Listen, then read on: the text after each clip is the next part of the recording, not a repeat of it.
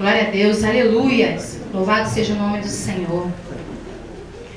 Aqui, quando o missionário Márcio ontem falou comigo sobre a ministração da palavra, o Senhor vem ministrando essa palavra no meu coração desde ontem. E eu li e falei, Senhor, mas que palavra forte, uma palavra... Mas o Senhor, antes de ministrar para o coração da igreja, Ele vai estar ministrando já no meu coração, né? Porque a palavra de correção, ela já começa por aquele que está ministrando a palavra. Amém? E a palavra do Senhor diz, em Isaías 59, 1 e 2. Vocês estão pensando que o Senhor perdeu a força e não pode nos salvar? Ou pensam que Ele está surdo e não pode nos ouvir? Pois são os pecados de vocês que os separam do seu Deus. São as suas maldades que fazem com que Ele se esconda de vocês. Amém? Pode fechar as vossas Bíblias e sentar. E dê uma palma para o Senhor bem forte, porque Ele é digno de toda a honra e de toda a glória. Amém? Amado, no momento que Deus me deu essa palavra, o Senhor veio falando ali de pecados, né?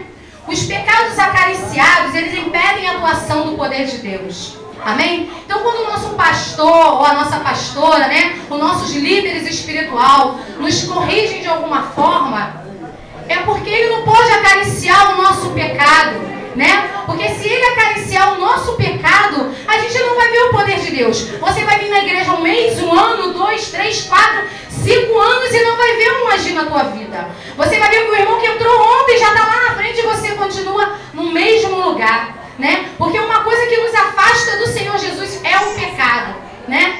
E qual tem sido o pecado que tem te afastado do Senhor? Eu sei qual é o pecado que me afasta de Deus. Aquele pecado, sabe? Aquele pecado que você tenta se livrar dele de todo jeito. Quando você pega, você está pecando. Você está pensando, você fica, meu Deus. A palavra de Deus diz que a gente pode irar, mas não pode pecar. Mas dificilmente a gente ira e não peca, né? Vamos concordar porque nós somos falhos. Mas a palavra do Senhor diz que a carne é fraca, mas o Espírito é forte. Amém? E o que vocês têm feito? O que nós temos feito para alimentar o nosso Espírito? O que a gente tem feito? Porque eu costumo conversar muito com meus filhos lá em casa, que nós estamos num tempo em que os irmãos se unem para falar mal um do outro, mas não se unem para orar pela vida do irmão que está caído. A palavra do Senhor diz que aquele que está de pé, cuide para que não caia, né? Porque se por via tu cair, eu cair, a mão do Senhor estaria estendida para nos levantar.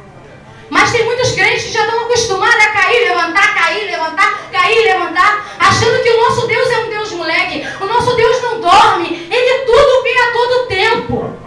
Enquanto a gente não muda o nosso proceder com Deus, Deus não trabalha. Amados, eu falo isso por prova viva. Porque, digamos assim, até um mês atrás, eu queria que Deus fizesse tudo do meu jeito, na pressa. Tem que ser assim, tem que ser, mas eu estava agindo no lugar dele. Era eu quem estava querendo ser o Deus da minha vida. E quantos de nós aqui não entramos hoje e amanhã a gente já quer receber a vitória? Mas a gente tem que entender, amados, que o relógio de Deus é diferente do nosso. Enquanto o nosso ponteiro está para cá, o Senhor está para cá. E quem vai entender hoje? Quem é que há de desvendar os mistérios de Deus? Não é verdade?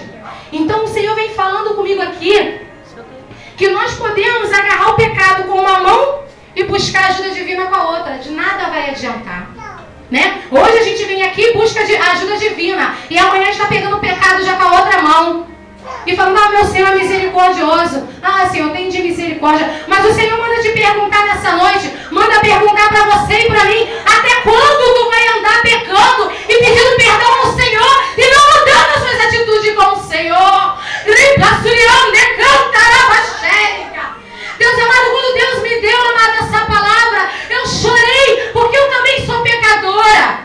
Quando o Senhor ministra algo para a sua igreja, aquela pessoa que vai ministrar, que tem a oportunidade, ela é ministrada primeiro, porque eu também tenho os meus pecados, eu também tenho os meus erros, meus desacertos. Mas o Senhor me perguntou, até quando você vai ficar? Hoje estou e amanhã não estou. Hoje eu estou bem, hoje eu estou mal. As pessoas perguntam, está tudo na bênção, tu sai do culto, está tudo uma bênção. No dia seguinte, está uma prova, está isso, está aquilo. Você profere palavras que atrapalham o teu caminhar com Deus. Porque a boca, ela tem um poder muito grande de abençoar e de amaldiçoar. O que você tem feito todos os dias? Será que você e eu tem levantado ao Senhor e tem dado bom dia, Espírito Santo de Deus? Eis-me aqui, muito obrigado por tudo. gente levanta já reclamando, ai Senhor, tem que acordar cedo. Se trabalha, reclama. Se não trabalha, também reclama. O que nós queremos realmente de Deus? O que realmente a gente quer do Senhor Jesus? Porque Ele está aqui perguntando o que vós queres que eu vos faça. Porque quando a gente vem à casa do Senhor pedindo algo, é impossível, amados, não receber. Sem fé é impossível agradar a Deus. Amém? Então se você vem é porque você tem fé. É porque você acredita que Deus vai fazer. Ninguém vem à igreja somente para sentar e ficar alisando o banco. A gente vem aqui porque todo mundo tem um problema e acredita que aqui vai sair a solução. Aqui a palavra vai ser liberada. Aqui a gente vai ser curado e vai ser liberto para a honra e glória do nome do Senhor Jesus. Não é porque o pastor é um homem de Deus e a mulher e a esposa dele é uma mulher de Deus que eles não estão sujeitos a errar. Até quando você vai ser crente macaco pulando de galho em galho? Eu vou naquela igreja, é muito bom. Daqui a pouco você vê alguma coisa que não é bom, eu me entristeci com Jesus. Vou para outra igreja. Amado, o homem é falho, a perfeição está em Cristo. É nele que nós devemos se espelhar e olhar. Porque quando a gente vê um irmão errando, a única coisa que você tem que fazer, amado, é orar por ele. É difícil, né? Porque às vezes quem está de fora é mole falar, porque você não está vivendo o que eu vivo. Realmente eu não vivo o que você vive, mas você também não vive o que eu vivo. Amém? Ninguém vive o que eu vivo. Tem muitas pessoas que falam, eu no teu lugar já tinha feito isso ou aquilo outro. Mas eu falo, não, mas eu não estou no meu lugar. Eu estou no lugar de Cristo. Eu estou no lugar que o Senhor me colocou. Aonde Ele mandou eu ficar, é onde eu vou ficar. Se eu tiver que me calar, eu vou me calar. Se eu tiver que falar, eu vou falar. Mas tudo na direção do Espírito Santo de Deus. Porque às vezes por causa de uma palavra, por causa de um gesto nosso, a gente tarda aquilo que Deus tem para fazer na nossa vida. Amém? E se a gente não estiver disposto a permitir que Deus nos liberte dos pensamentos, palavras e atos maus, nossas orações não serão eficientes. Amado, isso diz que se a gente não viver no centro da vontade de Deus, você vai orar, orar, orar e nada vai acontecer. Porque a oração é o seguinte, você ora, mas tem uma ação. Ora, mais ação se torna oração. Amém? Mas a ação é de quem? A ação é nossa, a atitude é nossa. Deus vai trabalhar mediante a nossa atitude. Se você tem uma atitude ruim, uma atitude errada, que não agrada a Deus, você quer alcançar as bênçãos, as promessas de Deus para a sua vida? Como? Não tem como. Porque a palavra do Senhor diz que o que é pecado nos afasta de Deus. Né? É a única coisa, amado, que nos afasta da presença do Senhor é o pecado. E às vezes, sabe, eu vi aqui que aqui tem vindo muitos jovens, né? E mistério, porque eu tenho 3 adolescentes na minha casa. E quando os jovens vinham à minha direção, né, para orar, né, eu intercedo muito pela vida dos meus filhos. Você que é mãe aí, o que você tem feito pela vida do seu filho? Você quer que ele muda, mas será que os exemplos estão de falar ou estão nas atitudes? Eu chego para minha filha e diz, não rouba, mas ela me vê roubando. E aí? Não se prostitui, mas eu estou me prostituindo. Será que o ensinamento está no falar ou estão nas atitudes? Porque as coisas só vão mudar na sua casa, na sua vida, no seu casamento, com os seus filhos, com os seus parentes, com a sua parentela, que não é fácil de conviver, né? Porque o ser humano em si já é difícil. Só mediante as suas atitudes. É o seu comportamento que vai dizer quem você é. São as suas atitudes que vão mostrar o Deus da tua vida, amém? Amém. Então assim, a gente às vezes coloca a idade. Muitos jovens falam, eu estou muito moço, estou muito jovem para ir para a igreja. Esse negócio de ficar usando terno, gravata, ficar na igreja de domingo, né? Os colegas tudo na esquina escutando funk. E eu aqui, nego até me zoando, né? Assim que fala, estão me zoando, que eu vivo na igreja. Amados, nós temos exemplos na Bíblia que Davi derrubou um gigante, ele ainda era um jovem. Sadraque, Mesaque e Abednego entraram em uma fornalha ardente. Amém? E eles eram jovens.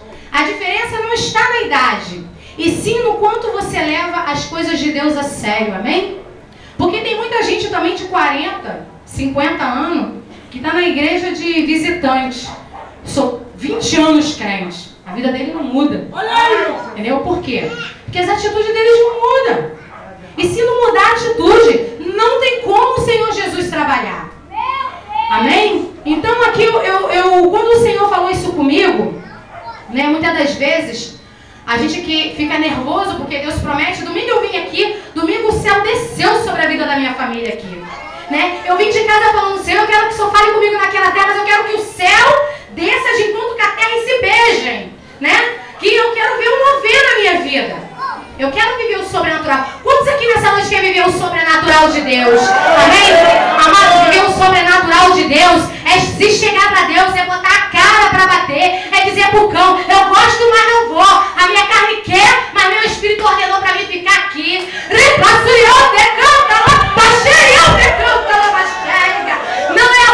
fácil, mas eu tenho 34 anos. O mundo oferece tanta coisa boa que parece ser bom aos nossos olhos, mas no final nos leva para onde? Para o abismo, para a morte. O Senhor tem um céu de glória preparado para cada um aqui. O Senhor não faz exceção de pessoas. Ele ama cada vida que está neste lugar. E Ele ama, não é que Ele ama mais a mim, ama menos o pastor, ou ama mais... Não, Ele ama todos com igualdade. A diferença é a intimidade que você tem com Deus. A diferença é o achego que você tem com o Senhor. Hoje tu fala, Senhor, me ajuda. Você promete mundos e fundos para Deus. E amanhã tu está xingando tudo, está quebrando tudo, está achando que tudo está uma droga. Amados, ter paciência. Esperei com paciência no Senhor e Ele escutou o meu clamor. Mas como o nosso clamor chega aos ouvidos do Senhor, a obediência gera bênção para nossas vidas. Agora, a desobediência, ela gera maldição. Então, jovens, vocês que estão aqui, obedeçam vossos pais, obedeçam suas mães. Sei que mãe é chata, pai é chato. Eu já falei isso, mas ai de mim, poucas coisas eu ouvi da minha mãe. E as que eu não ouvi, eu paguei um grande preço. Então, ouça o conselho de quem tem experiência de vida para dar. Porque ninguém abaixo de Deus é o nosso pai e a nossa mãe, que quer o nosso bem. Teu pai pode ser um cachaceiro, a tua mãe pode ser uma prostituta, mas foi eles que Deus separou para ser seu pai e sua mãe. E através da sua vida, o seu pai e a sua mãe podem ser transformados. Através da sua vida, o teu esposo pode sair das drogas, da bebida, do adultério, da prostituição. É através da tua vida, homem, também. Porque a sabedoria para edificar o lar também pode vir para os varões, para os homens também. Orar pela sua esposa. Porque os homens têm costume, às vezes, de achar que é a mulher que ora. Mas não é não. Porque dois joelhos dobrados juntos é muito melhor do que um só. Porque quando a gente se une em oração, o inferno treme. Tem um ditado no mundo que fala, que não sei quem pira, não sei quem pira. Acorda de madrugada, ora ao Senhor todo dia, 2, 3 horas da manhã. Jejua ao Senhor, o diabo pira. Eu estou falando isso por prova viva. Porque eu tenho feito isso e eu tenho visto o sobrenatural de Deus na minha vida. Eu tenho visto, domingo eu vim aqui, eu vi a resposta de Deus mediante um jejum só de 28 horas. Eu abati a minha carne e falei, Senhor, que eu venha diminuir, que a minha carne venha virar churrasco, mas que o teu Espírito venha resplandecer sobre a minha vida. Porque ou Deus é comigo e eu sou com Ele, ou eu estou direto com o diabo. Eu não vou mais emprestar minha boca para Satanás. Eu não vou ter mais atitude que agrade a Satanás. Porque, amado, para Deus está muito bom. Se você servir a Deus, para Satanás está muito bom. E ao diabo, ele está tranquilo. O diabo te divide numa boa. Sabe por causa de quê? Porque ele sabe que